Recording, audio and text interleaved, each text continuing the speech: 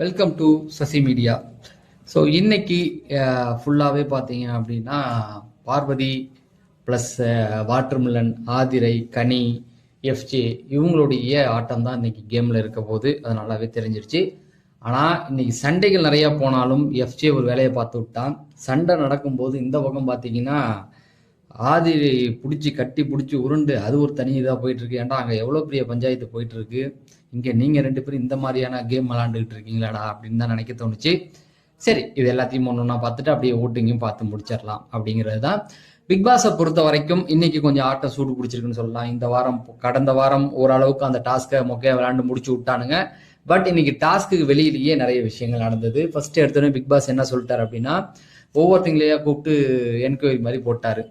என்னென்ன விளாண்டிங்க, நீங்கள் ஓனர் தானே, உங்கள் பாட்டில் ஏன் அதிகமாக அங்கே எடுத்துகிட்டு போகல, அதாவது ஆஃபீஸர்ஸ் வந்து ஏன் எடுக்கலை அப்படின்னு சொல்லி ஒரு கேள்வி கேட்டு, அதுக்கப்புறம் இவங்களை கூப்பிட்டு நீங்கள் வந்து பாட்டில் பொறுக்கி கொடுக்குறீங்கள, நீங்கள் எல்லாம் சரியாக பொறுக்கி கொடுக்குறீங்களா, ஏன் பாட்டிலுக்கு என்ன வேலிடேட் பண்ணி கொடுக்குறீங்க அப்படிங்கிற மாதிரி ஏற்றி விட்டார்.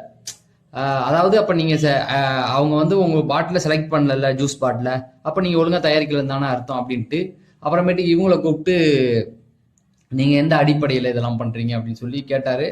வாட்டர் மில்லனும் வாய்க்கு வந்ததை உளறிக்கிட்டு இருந்தார். அப்புறமேட்டுக்கு வந்து ஒரு விஷயம் சொன்னார், எக்ஸ்ட்ரா ரூல் போடுறேன் அப்படின்னு சொல்லிட்டு, நீங்கள் கேமுக்கு உள்ளேயும் வச்சுக்கலாம் கேமுக்கு வெளியிலையும் வச்சுக்கலான்ட்டார். அதாவது அந்த பாட்டில் நல்லா இருந்தால் அதை எடுக்கணுன்ற அவசியம் இல்லையே, அதை தாண்டி நீங்கள் வேற விஷயமும் பார்க்கலான்னா வேற விஷயம் என்னன்னு பார்வதிட்ட கேட்க, பார்வதி என்ன சொல்ற, பார்வதி என்னன்னு கேட்கும் பொழுது கேமுக்கு வெளியிலையும் பாருங்கன்ட்டார்.